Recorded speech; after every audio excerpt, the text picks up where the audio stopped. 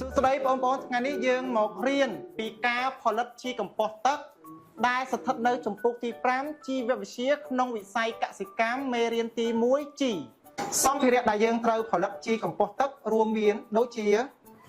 ធុងជ័រចំណុះ160លីត្រការ៉ុងចំណុះ50គីឡូក្រាមទឹកលាមកគោលាមកមាន់លាមកទារុក្ខជាតិកន្ទ្រៀងខេត្តសៅម៉ៅព្រៃស្លឹកកធំថេតដុំថ្មចំនួន2ដុំឈើវែងសម្រាប់គោ1ម៉ែត្រទៅ1ម៉ែត្រកន្លះនិងសម្ភារៈសម្រាប់ជំនួយមានម៉ាស់ហើយនិងស្រោមដៃឥឡូវនេះយើងមានសម្ភារៈប៉ុណ្ណឹងតើយើងផលិតជីកំប៉ុស្តទឹកយ៉ាងដូចម្ដេចតោះយើងទៅផលិតជីកំប៉ុស្តទឹកទាំងអស់គ្នាដំបូងយើងយកលាមកដែលយើងថ្លឹងហើយ1គីឡូក្រាមដាក់ចូលក្នុងបាវលាយជាមួយនឹងស្លឹករុក្ខជាតិចំនួន2គីឡូក្រាមដែលយើងលាយហើយមានទាំងស្លឹកកធំថេតផងត្រៀងខេតផងហើយនិងស្លឹករុក្ខជាតិសៅម៉ៅព្រៃគឺមកលាយចូលគ្នាទាំងអស់តែមានចំណុះ3គីឡូក្រាមលាមក1គីឡូក្រាមនិងស្លឹករុក្ខជាតិ2គីឡូក្រាមបន្ទាប់មកយើងចងមាត់ការ៉ុងឲ្យជិតតែកុំឲ្យវាណែនពេក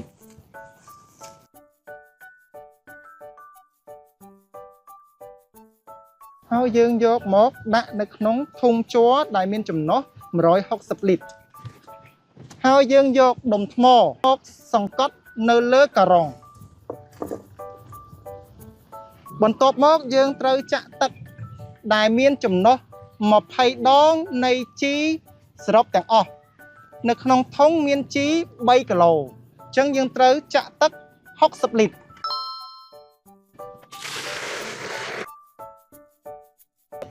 យើងបានចាក់ទឹក20ដងនៃចំណុះជីសរុបរួចហើយ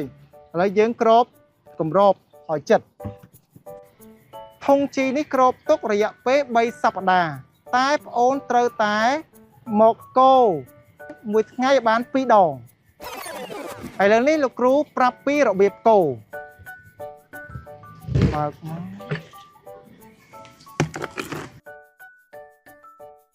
ត្រូវកូរពីឆ្វេងទៅស្ដាំពីស្ដាំទៅឆ្វេងយើងកូរបែបនេះចំនួន10ដង1 2 3 4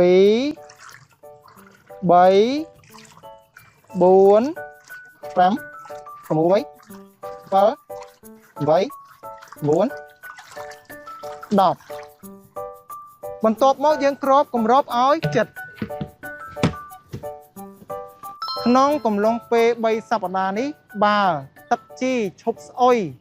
យើងអាចប្រើប្រាស់បាន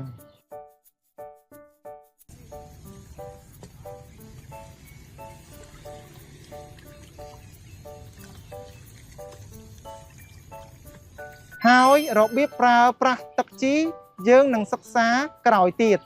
ឥឡូវនេះយើងផលិតជីកំប៉ុស្តទឹករួចហើយតើប្អូនដឹងទេថាហេតុអ្វីយើងត្រូវផ្អាប់ជីកំប៉ុស្តទឹកទុករយៈពេល3សប្តាហ៍ហេតុអ្វីយើងត្រូវកូរទឹកត្រាំជីមួយថ្ងៃ2ដងតើយើងប្រើប្រាស់ជីកំប៉ុស្តទឹកដែលបានផលិតនេះដូចម្ដេចចូលប្អូនសរសេរពីដំណើរការផលិតជីកំប៉ុស្តទឹកចូលក្នុងសញ្ញាកិច្ចការដែលគ្រូចែកឲ្យ